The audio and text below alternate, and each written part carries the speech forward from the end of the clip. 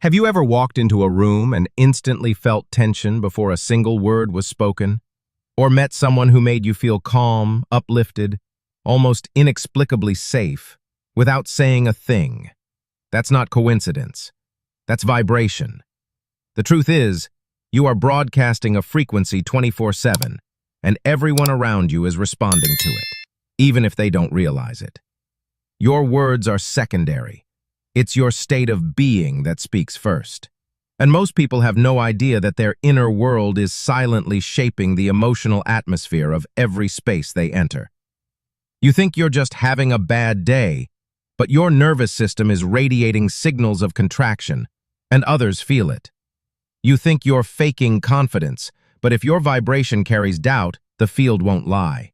You're not hiding your energy, you're transmitting it, constantly. That's why some people drain you and others light you up. It's not their behavior, it's their signal. And this signal is not metaphorical.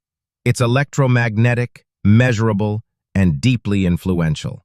What you feel becomes what you emit. What you emit becomes what others experience. And here's where it gets wild. Your frequency can actually entrain the vibration of those around you. Like tuning forks, we sync. That means your presence alone can calm chaos, amplify joy, or trigger fear, depending on the frequency you hold. Not because you said anything, but because the field never stops listening. So the real question is, what vibration are you unconsciously broadcasting right now? And what would happen if you made it intentional? In this video, we're not just talking about energy, we're decoding the invisible architecture of influence. By the end, you'll understand why mastering your state isn't just personal development, it's quantum leadership. So stay with me, because your frequency is more powerful than your voice, and once you know how to command it, you won't need to speak to shift a room, you'll simply walk in. Ready to find out how? Let's be honest, most people are exhausted, not because they're doing too much, but because they're unconsciously absorbing too much. You ever wonder why you feel drained after certain conversations, even if nothing dramatic was said? Or why you enter a space and suddenly feel anxious or angry for no reason at all? That's not mood.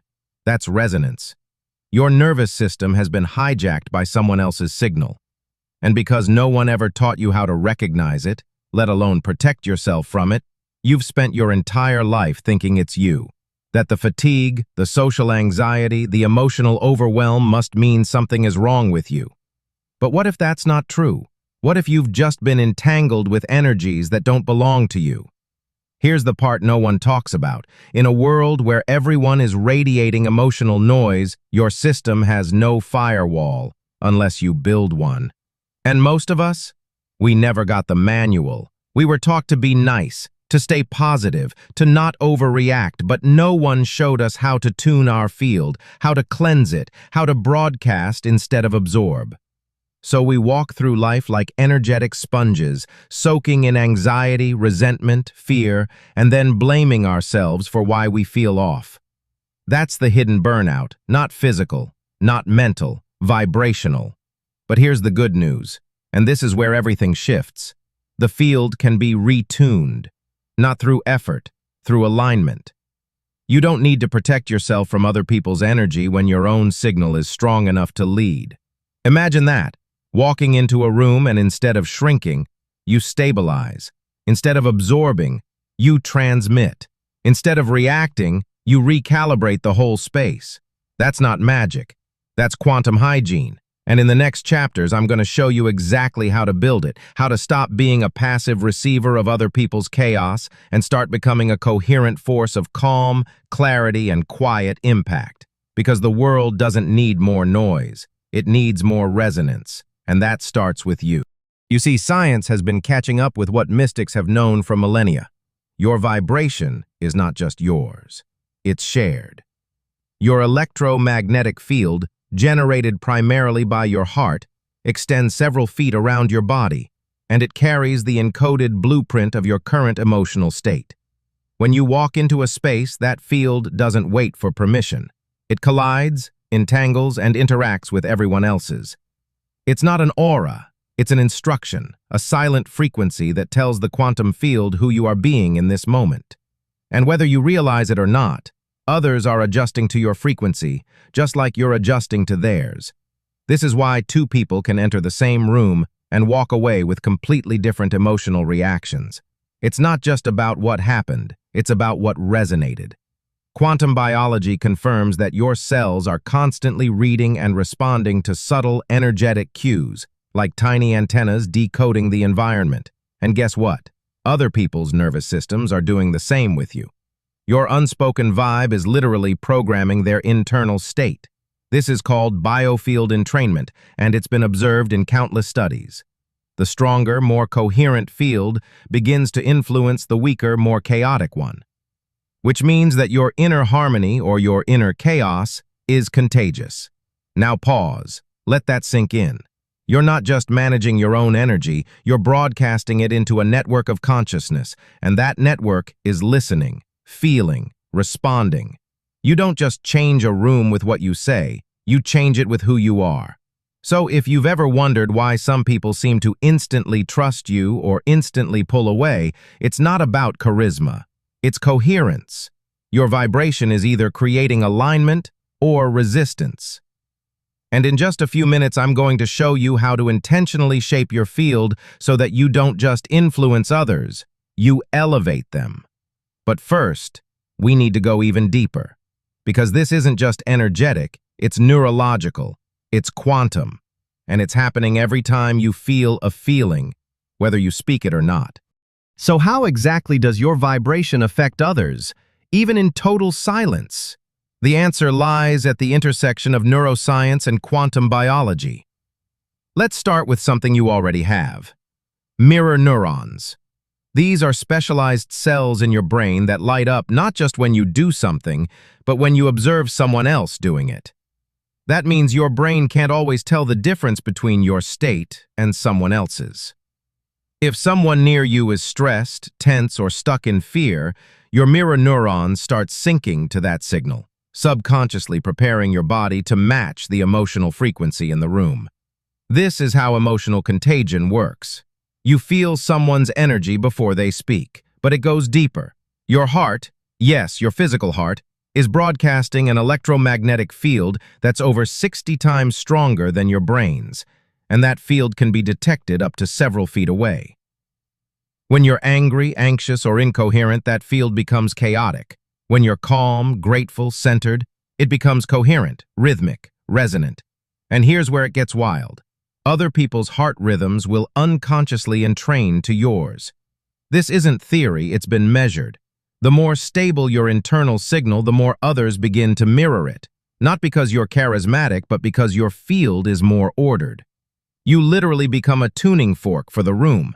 And in quantum terms, this makes perfect sense. In a universe made of vibration, the most coherent signal always leads. Think of it like a symphony. If you stabilize your own instrument, you naturally bring harmony to the rest. So no, your silence isn't neutral. It's deeply influential. You are affecting the people around you not through what you say, but through how regulated your nervous system is, how ordered your field is, how coherent your internal frequency becomes. Let's get practical. If your vibration affects others, silently, invisibly, constantly, then the most powerful thing you can do for the world is not to speak louder, not to hustle harder, but to become energetically coherent. And the first step is regulation. Think of your nervous system as the electrical grid behind your vibration. When it's dysregulated, due to stress, worry, shame, or even caffeine, it sends out chaotic, fragmented signals. But when it's regulated, calm, present, grounded, it becomes a stable transmitter of peace. So let's try something right now.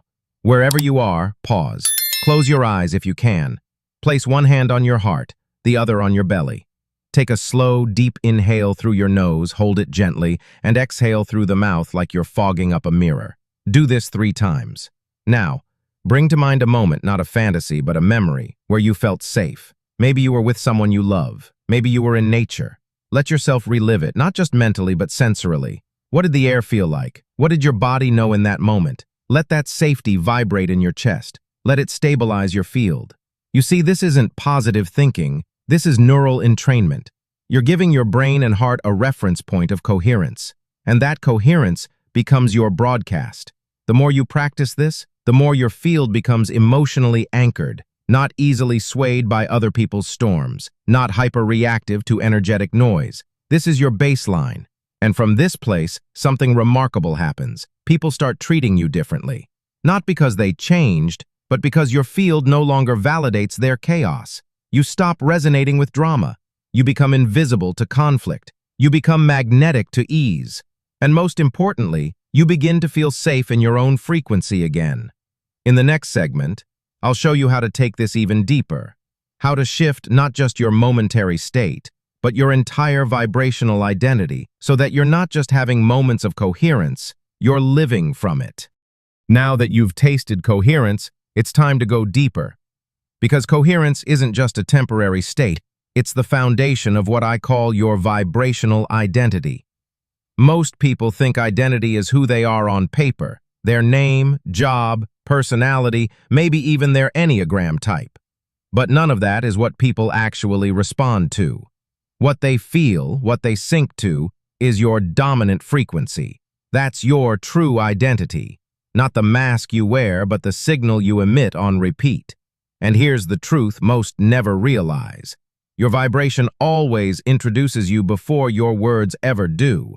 You can walk into a room and smile, speak kindly, even compliment others. But if your vibration is anxious, insecure, guarded, that's what enters first. That's what people feel. That's what shapes how they respond to you. And guess what? It's not their fault. They're not rejecting you. They're reacting to the signal that you're unconsciously identifying with. You can say, "I'm confident," but if your nervous system is bracing for rejection, the field doesn't believe your words. It believes your vibration. That's why surface-level positivity doesn't work long-term. Because your identity is not in what you say. It's in what you rehearse emotionally. That means your dominant vibration, be it fear, joy, defensiveness, openness, is your energetic signature. And unless you rewire that at the root, you'll keep attracting people, outcomes, and situations that reflect the frequency, not the fantasy. But here's the shift. Your vibrational identity is not fixed. It's programmable. It's retrainable. Your subconscious has simply been looping the same patterns because they're familiar, not because they're true. The field isn't loyal to your desires. It's loyal to your signal.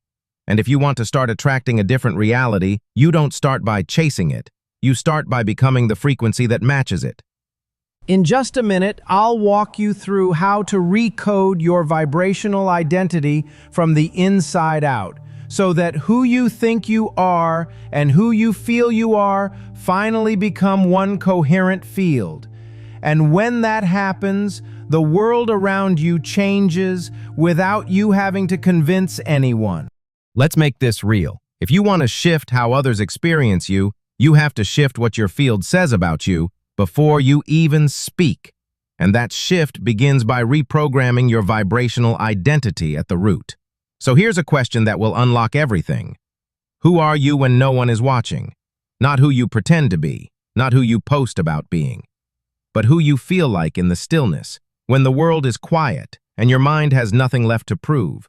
That's the frequency the universe is responding to. That's the signal shaping your interactions, your relationships, your entire reality. And until that identity changes, your external life will keep echoing the same emotional signature. So let's go deeper. Close your eyes. Picture the version of you who already lives in the reality you've been trying to attract. The you who doesn't hustle for respect. The you who doesn't shrink around intensity. The you who doesn't fake confidence but breathes from it. Really feel them. How do they walk? How do they sit in silence? What do they no longer chase? Now breathe like them, sit like them, think like them, because here's the quantum twist. The more you align with their frequency, the more your brain rewires itself to become them. Not someday. Now. You're not faking it. You're tuning in. And the more coherent your field becomes, the less resistance you'll feel. Not because the world changed, but because your signal did. This is how timelines shift, not through effort, but through identity. And here's where most people fall short. They try to act as if, but their nervous system is still signaling the old story.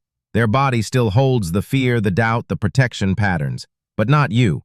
You now know how to shift from thought to embodiment, from trying to transmitting, from wishing to wiring.